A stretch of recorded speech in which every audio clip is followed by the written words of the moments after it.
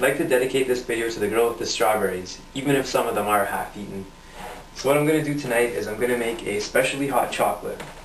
And what that involves is taking this glass, rimming it with sugar, and crystallizing that sugar with some alcohol that I'm going to flambe on the inside. It's going to be Grand Marnier tonight.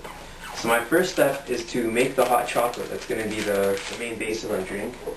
Just using some store-bought mix here. I just took my kettle off the heat, just boiled it. And I know this glass, well this mug here, makes the perfect amount for this glass. So I'm not going to have to worry when I pour.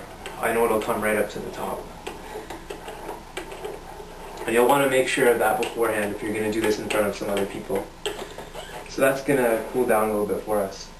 So the first thing I'm going to do is I'm going to take an orange and just cut a little thin slice off of it. And that one slice is going to actually be our garnish, and it's going to be what we use to help the sugar stick to the rim of the glass. So I've taken that slice, cut it in two, and I'm just going to use one piece of it to moisten the very edge of the glass here.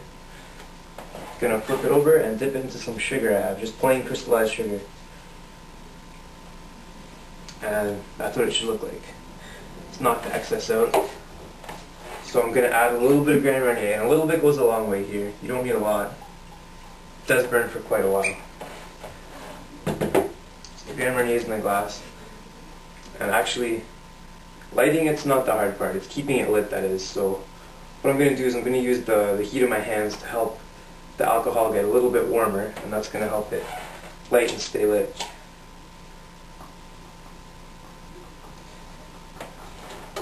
So here we go. We're just going to take the glass once the alcohol is lit and rotate it. This way you're getting an even heating of the sugar, and you're not going to get any burnt spots of sugar, and sugar's not going to drip on you or anything like that. So you could make this drink with any other kind of liqueur.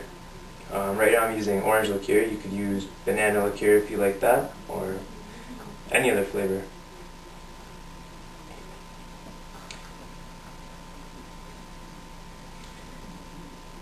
And I'm not a coffee drinker, so I'm not making this with coffee, but most popularly people make this with coffee, not hot chocolate. So the final result of the sugar that you're crystallizing right now is going to be like rock candy, if you've ever had that stuff on a stick or on a string. Adds a nice textural component to your drink.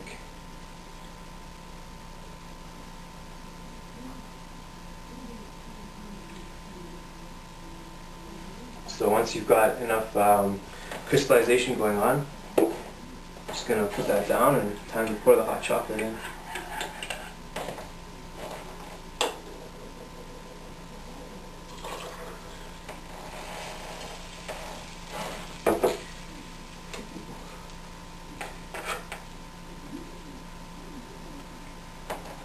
So I'm just going to take one of those halves of orange that I had earlier, and I'm going to use that, cut a slit in it, and use it as a garnish for the hot chocolate.